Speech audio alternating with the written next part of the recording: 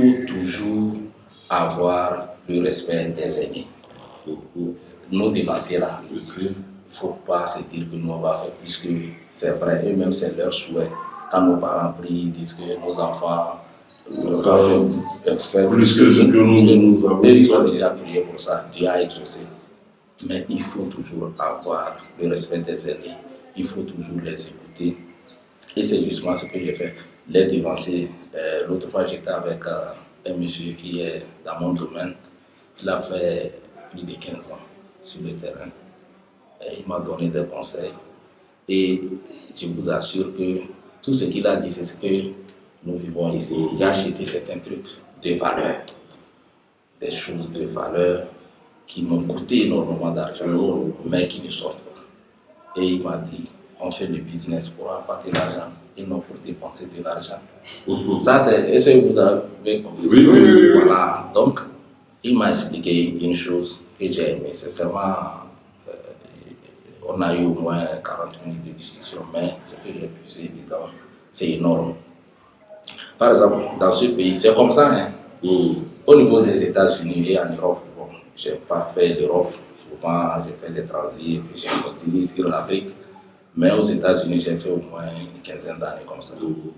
Bon, il y a la classe moyenne, et il y a la basse classe, et il y a les élites.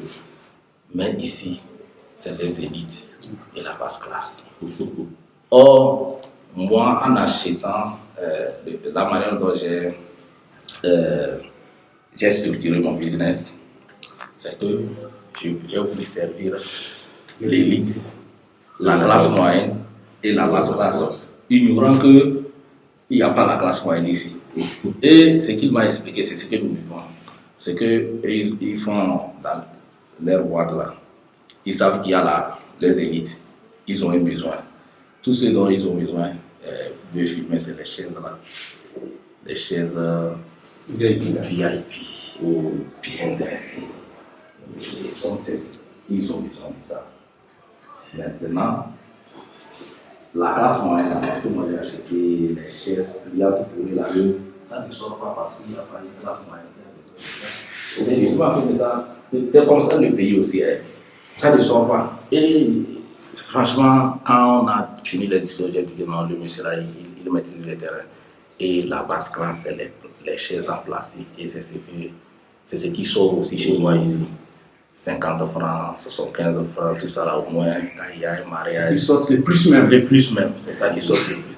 Donc, et ça, c'est pas la faute à la population, c'est le pays même qui est comme ça. Le niveau des pays est tellement.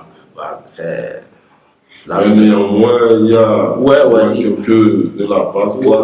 Non, il y a certains qui émergent, mais ça ne sort pas comme il le faut. Bon, c'est aussi à cause de ça qu'on a créé cette salle-là. Moi, ce qui ne sort pas là, on peut utiliser ça sur place. Quoi. Cette salle, nous voyons que c'est une salle qui peut contenir des événements, des rencontres, des réunions, des formations. La salle peut prendre combien de personnes? Bon, avec les chaises VIP, quand on a installé, ça peut prendre 80 personnes.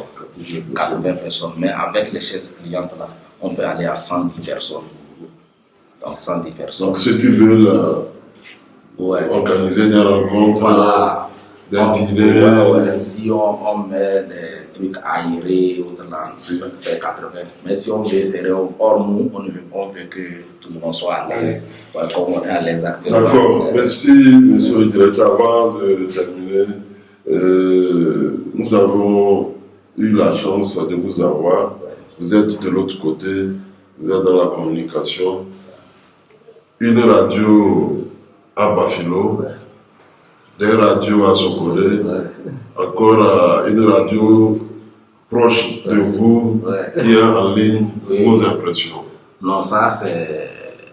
Si, bon, peut-être vous avez des contacts avec vos confrères de Bafilo, Radio La Voix d'Assoli. Sincèrement, monsieur Yassir, je vous tire chapeau. Sincèrement, vous, les journalistes, tous les journalistes, bon, les journalistes en général, mais surtout vous, c'est-à-dire avec les moyens du port, vous faites vraiment des trucs extraordinaires. Merci. Sincèrement, ça j'ai dit ça à vos collègues de Bafilo. Moi, c'est pourquoi à chaque fois, j'essaie de suivre tout ce qui se passe. Maintenant, avec WhatsApp et autres là, ils ont des groupes où on balance les audios, les éléments des extraits des émissions. Sincèrement, j'écoute. Et puis, je m'excuse, mais finalement, aujourd'hui, nous sommes là au siège de Abenet. Plusieurs fois, il a essayé de m'avoir en ligne depuis les États-Unis pour qu'on puisse parler de la diaspora et des activités. Et je lui ai dit, monsieur Yassir, votre petit frère là, lui, il n'a pas de repos. Le problème, quand il vient là, ça va venir. lui, il n'a pas de repos. Là, je travaille tous les jours. J'ai mon boulot. Je vous ai décrit ça. Et j'ai, c'est-à-dire, petit boulot aussi quelque part, les week-ends où je fais les jobs, pour pouvoir arrondir les angles, comme on dit chez nous ici, pour pouvoir arrondir les angles et pouvoir faire ce que je fais là.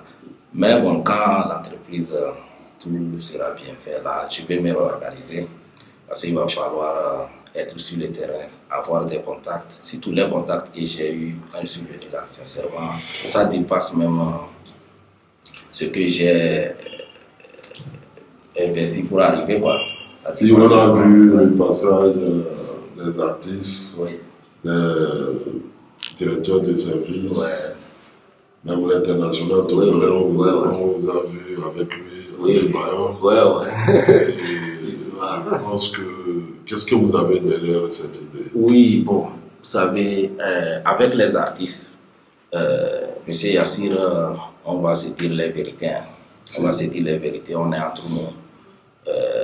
Ce que j'ai remarqué, moi je vais le dire.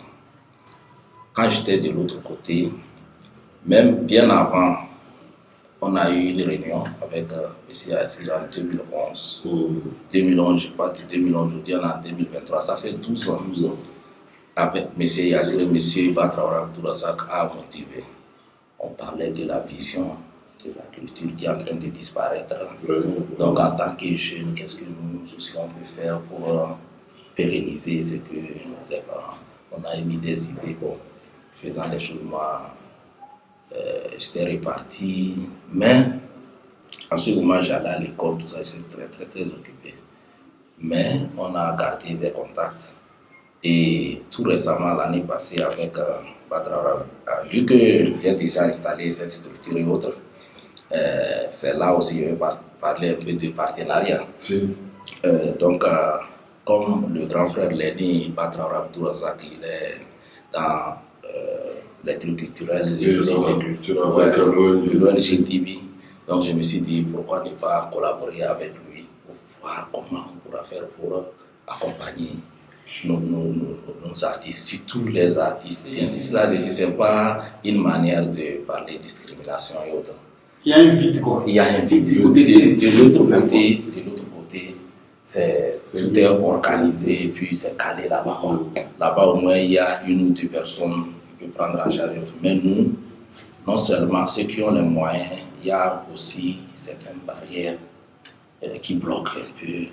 Et ça, nous tous, nous connaissons ça. C'est la religion. Bon, mais certains, ils sont favorables, d'autres non. Bon, avec ça, on ne peut pas s'engager comme ça. On s'est dit que bon, tout ce qui peut aider les nôtres à émerger aussi, il faut commencer, même si c'est petit. Et c'est dans cet ordre d'idée qu'avec l'ONG Tibi, on a initié une soirée dénommée Soirée de la solidarité à Benet Tibi. Et je vous assure, c'est à Bafilo aussi de l'ONG Tibi. Sincèrement, j'ai été satisfait de l'événement. C'est vrai qu'il y a eu des ratés qu'on peut corriger parce qu'entre nous, on dit l'organisation, ça ne manque pas. Le linge sale chez l'avant-famille. Et quand vous parlez des artistes, c'est là où je vais en venir. On a organisé, c'était vraiment quelque chose d'extraordinaire. Sincèrement, moi je ne m'attendais pas à ça. On a beaucoup dépensé pour les cachets des artistes. C'est là où je vais en venir aussi. L'idée c'était pas de faire gagner beaucoup d'argent aux artistes. Parce que nous-mêmes qui organisons ça, on n'a pas beaucoup d'argent. On a été clair, c'est avec les moyens de voir, on va essayer quelque chose. Mais dans la vie, si ça prend, on va gagner. Et l'idée derrière, c'est que nos artistes ont des sérieux problèmes. Les artistes, tous les artistes. Le problème, c'est quoi? Ils n'ont pas de promoteurs, ou bien des managers et autres là. Donc, quelqu'un qui va les accompagner pour qu'ils sortent la tête de l'eau. Nous-mêmes, qui avons la volonté, on n'a pas des gros moyens pour les accompagner. Mais avec les moyens de bord, surtout moi, la vision, ce n'est pas pour aujourd'hui. On peut commencer un peu voir dans l'avenir booster. Et avec le grand frère, je dis, bon, avec la petite structure là, on va commencer. Et dans l'avenir, moi, je suis de l'autre côté, je vais essayer de mettre beaucoup de moyens, avoir beaucoup d'équipements pour pouvoir produire nos artistes. Ne serait-ce que les événements, parce qu'il y a des talents sur le terrain. Et c'est comme ça, l'année dernière, on a commencé. Mais nos artistes, si moi j'ai un conseil à leur donner, les Américains, ils disent souvent, you have to start from scratch. C'est qu'il faut toujours commencer par dévoluer.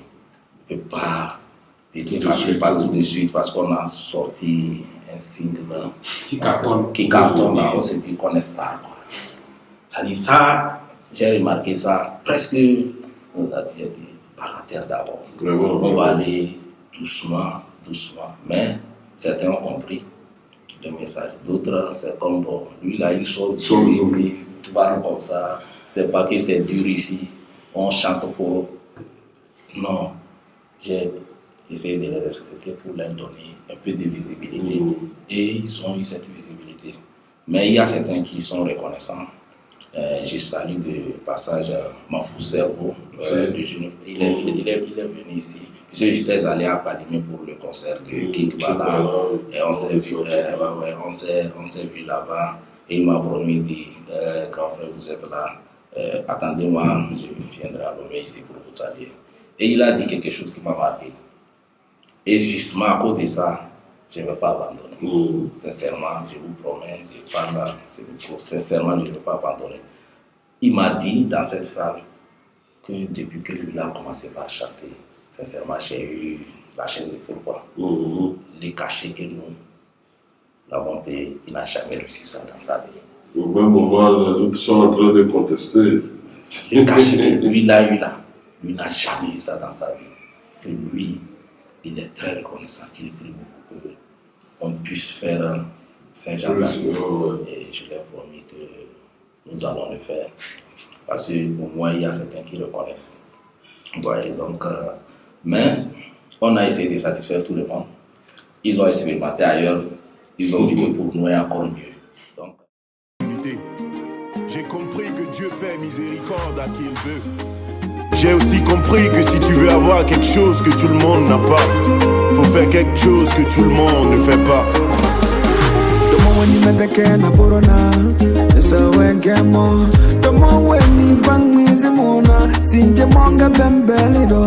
Papa Sinja Maza,